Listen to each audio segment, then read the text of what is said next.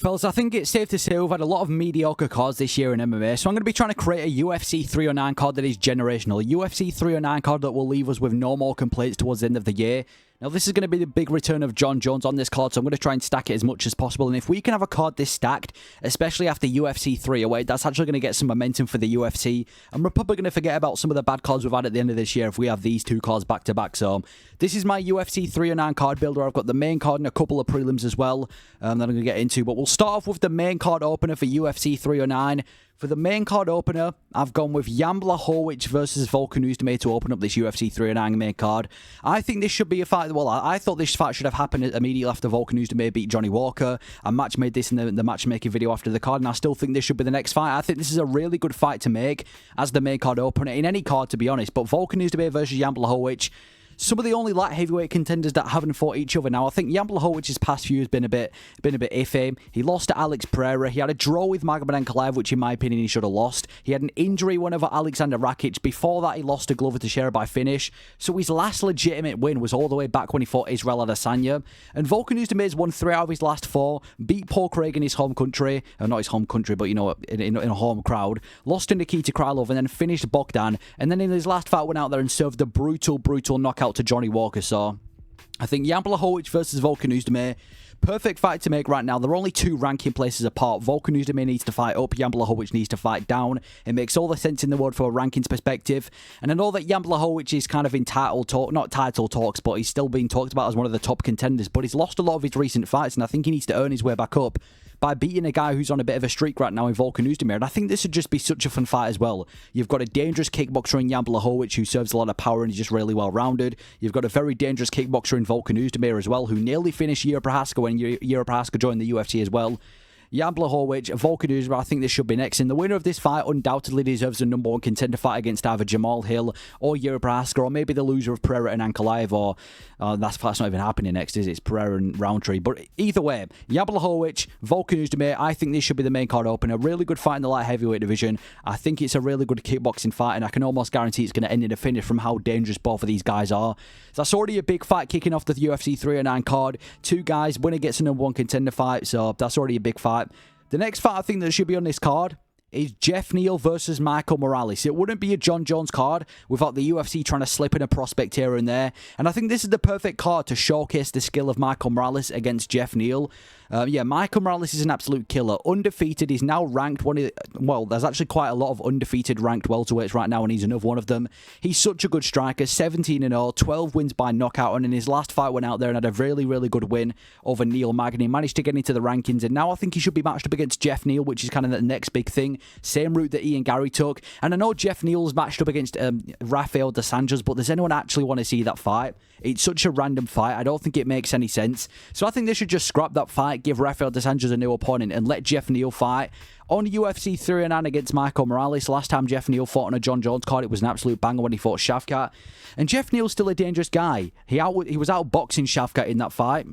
Exposed a lot of holes in Shavkat's game. Absolutely butchered Vicente Luque. Absolutely butchered Mike Perry. And he's overall just one of the best boxers, in my opinion, in the welterweight division. He's got such slick hands. And it'll be good to see him face another up-and-coming striker in Michael Morales. I think this is such a fun striking matchup to make on UFC 309. Another banger just like Vulcan and Yam Hoit. One of those fights that just can't be boring. They're 2 guys who like to walk forward. 2 technical guys. 2 very high-level strikers. It just can't end in a boring fight. It's pretty much impossible to, unless it ends up being like Ian Gary versus Jeff Neal, which I just don't think it is, because Michael Morales is, in my opinion, a much more technical striker than Ian Gary. I just think Ian Gary's a little bit more well-rounded. But Jeff Neal, Michael Morales, scrap the fight with dos Anjos, have this on the main card. We're showcasing Michael Morales in front of a big crowd. I think that should be the next fight on UFC 309 on the main card, because I think Michael Morales has earned it. Undefeated guy versus Jeff Neal. Not the first time Jeff Neal's had to fight an undefeated guy on a Jon Jones card. The next fight on the featured fight of this card, this is the fight that I've made to try and overstack this card. And it is Charles Oliveira versus Dan Hooker. Charles Oliveira versus Dan Hooker, again, one of those fights that just can't end badly. This is a fight that it's kind of surprising seeing Dan Hooker face a contender as high as Charles Oliveira, when a couple of fights ago people were calling this guy a gatekeeper, and now he's getting one of his biggest fights yet against Charles Oliveira. But I think this should be the featured fight, and if you're going to put it on a card, I mean, it's going to be a banger anyway, but just stick it on a UFC 309 when the whole world's watching. I mean, Dan Hooker's barely in a boring fight, and his last fight had such a fun fight against Gamrot. Before that, had such a fun fight against Jalen Turner. He's also had scraps with some other contenders like Dustin Poirier that have ended up being really fun. So Dan Hooker's just a really reliable contender when it comes to having fun fights. And now he's on a 3-fight winning streak, 2 of them against ranked fighters, and he got a really impressive win in his last fight against Gamrot when most people were picking him to lose that fight.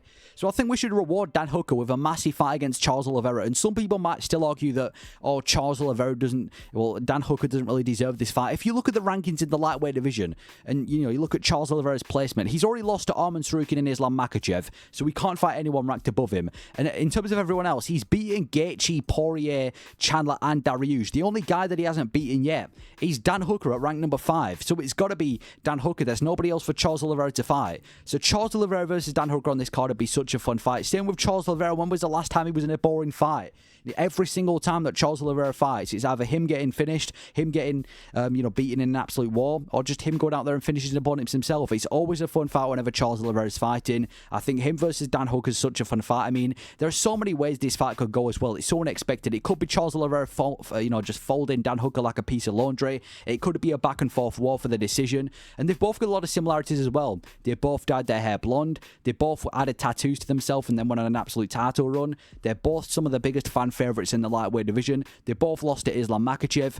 Dan Hooker, Charles Oliveira, put them against each other. It's going to be such a fun fight. I don't know exactly how this fight would go because it would be unexpected, but at least it's going to be fun. Stick it on the featured fight of UFC 309, and I think that's a perfect way to have a featured fight for a card like this. And again, 3 in a row, 3 banger fights so far, and already this is shaping up to be one of the funnest main cards. And then for the co-main event, we may as well just have a title fight to make this card even that more stacked. Belal Muhammad versus Shavkat Rakhmonov. Yeah, Belal Muhammad versus Shavkat Rakhmonov. I'm actually really interested in this fight. I know Belal versus Leon was getting a lot of hate on the build-up, but I feel like this one's a lot more intriguing because of the styles between the two of them. And Rakhmonov's definitely the rightful contender. I mean, JDM's injured, and I still think he needs that one more big fight. Ian Gary definitely doesn't deserve a title shot. So I think Shavkat should be next. You've got Belal Muhammad, who dominated the best at the time in Leon Edwards. Went out there and just smoked him across 5 rounds, dominated him with the wrestling, and just had a really impressive performance as he has been recently. And then you've got Shavkat, undefeated, finished every single fight that he's ever had some really impressive wins in his UFC career so far. And I think he deserves a title shot against Belal, and I think this is the fight that everybody wants to see in the welterweight division. And there's so many narratives going into this fight. You've got the immovable object in Belal Muhammad versus the unstoppable force in Shavkat Rakhmonov. You've got one of the best wrestlers in the welterweight division versus one of the best submission artists. You've got the guy that can't finish anybody versus the guy that can't stop finishing anyone. Belal versus Shavkat, I think, is such an intriguing fight in the welterweight. Well, for the welterweight belt as well. 2 high-level grapplers, 2 high-level fighters, 2 guys on a streak, 2 guys who are smoking everybody, put against each other. And I'm just really interested in this fight because I really do feel like Belal Muhammad could be the first guy to beat Shavkat Rakhmonov. But if there's anybody that's going to beat Belal Muhammad, it's going to be a guy like Shavkat, who's finished everyone that he's ever fought and has faced so many different styles. So Belal versus Shavkat is the co-main event for this card, co-main event for a title fight. And Belal versus Shavkat could probably headline its own pay-per-view, but listen, we're trying to stack this card. We need to add as much, big fights as possible, and let's just have a title fight between Belal and Shavkat. Belal said he's ready to come back this year as well, so why not? And then the Jon Jones main event, it's got to be Jon Jones versus Tom Aspel. If we're talking about stacked, it's got to be Jon Jones versus Tom Aspel because nobody wants to see the fight between Jon Jones and Stipe Miocic. Nobody apart from Jon Jones, Stipe, and Dana White themselves want to see this fight. Everyone wants to see Jon Jones versus Tom Aspel. It's the fight everyone wants to see. It's not only the most intriguing fight in the heavyweight division, but it's one of the most intriguing fights in the UFC, full stop.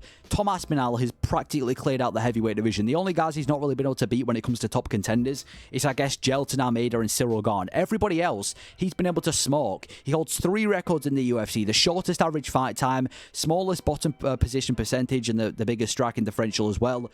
like I said, smoked every single fighter that he's been given in the UFC. Nobody's been able to make it past the first round against, apart from Andrei Arlovski, who only made it to the second. And the only guy left for him is Jon Jones. You've got the greatest of all time in Jon Jones, who's never been beaten. But if there's anybody in the UFC that's going to beat Jon Jones, it's going to be Tom Aspel. It's going to be Tom Aspel to beat Jon Jones. It's a massive, massive fight. Quite possibly, maybe the biggest fight you can make in the UFC right now, if you take away, you know, some of the bigger stars like Conor McGregor. I just want to see this fight so badly, man. I think everyone wants to see this fight. There's so many questions to be answered. Can Tom Aspel be the guy to beat Jon Jones? Will Jon Jones' legacy live on? Jon Jones versus Tom Aspel, main event. That's the massive, massive main event.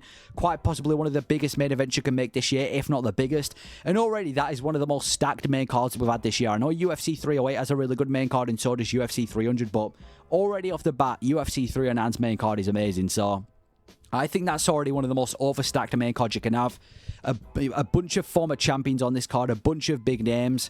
And now we'll get into the prelims. A couple of the fights that I think you could also add to this card that I think will make that card a little bit better. The first fight for the prelims is Tai Tuivasa versus the winner of Waldo Cortez Costa and Chris Barnett. Now, obviously, Chris Barnett and Waldo Cortez Costa are going to be fighting each other in a fight night later this year. But I think Waldo Cortez Costa is going to win that fight. So, assuming that Costa does win that fight and it ends up being Tuivasa versus Acosta, I think Waldo Cortez Costa would have earned his spot against a ranked opponent. And I think Tuivasa should get a chance. Well, not a chance, but I think Tuivasa versus Waldo Cortez Costa should be next. And one thing I like about this fight is Waldo Cortez Acosta's kind of got plot armor. It happened when he started fighting Arlovski and he was mocking him in that fight, and everybody hated Waldo Cortez Acosta after that fight. Then he goes out there and beats one of the biggest prospects in Rebellious Despair. Again, everyone's disappointed and everyone hates Acosta after that fight. If he can go out there and beat another fan favourite in Chris Barnett and then get matched up against another fan favourite in Tai Tuivasa, he's kind of perfectly playing the villain of the heavyweight division in this, the perfect villain in the heavyweight division. And I think him versus Tuivasa would be an intriguing fight. Listen, Tuivasa's on a 5-fight losing streak. If there is going to be a card where I want to see Tai Tuivasa break that losing streak, it's going to be on a card like UFC 309. A card where the whole world's watching. And again, if there's any card where Tai Tuivasa is going to deliver a knockout that we have not seen in ages, straight into a shoey as well, it's going to be on a Jon Jones card where the whole world is watching. We've seen Tai Tuivasa deliver big knockouts on big cards before, like the McGregor card. And why not see it again on a card like a Jon Jones card as well? So Tai Tuivasa versus the winner of Waldo Cortez Acosta and Chris Barnett should be next, in my opinion. Have you on the prelims of a card like this, and it's just another fun heavyweight fight you can make. The next fight for UFC 309 I've got is Chris Curtis versus Joe Pyer. Again, it wouldn't be a Jon Jones card without the UFC trying to slip him some prospects, and I feel like Joe Pyer, another big prospect in the middleweight division, getting arguably his toughest test yet. I know he fought Jack Hermansson, which was a very tough fight as well. But again, a massive test, and I think this should just be such a fun fight. Again, going with the theme of no boring fights. There's no way that Chris Curtis versus Joe Pyer is a boring fight. I mean, Joe Pyer, I've said this in multiple videos now, he's being labelled as the most powerful middleweight in the world. When he connects with any shot, he seems to put the lights out of people. He hits like a truck. He's been sleeping people left, right, and centre. He hits like a truck. In his last fight against Barry Hall, it was a brutal knockout. And he's one of the most intriguing knockout artists in the middleweight division right now. And so is Chris Curtis. Chris Curtis, again, has some of the most slick boxing in the middleweight division, which is why he's been able to keep that number 15 ranking spot for so long.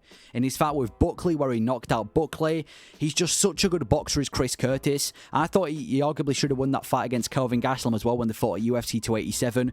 Chris Curtis versus Joe Pyer. If you're looking for a striking masterclass, or you're just looking for a massive striking fight between two powerful guys, I think this is that fight to put on a Jon Jones card as well. Really good fight to showcase Joe Pyer. Really good striking match for the prelims of UFC 309.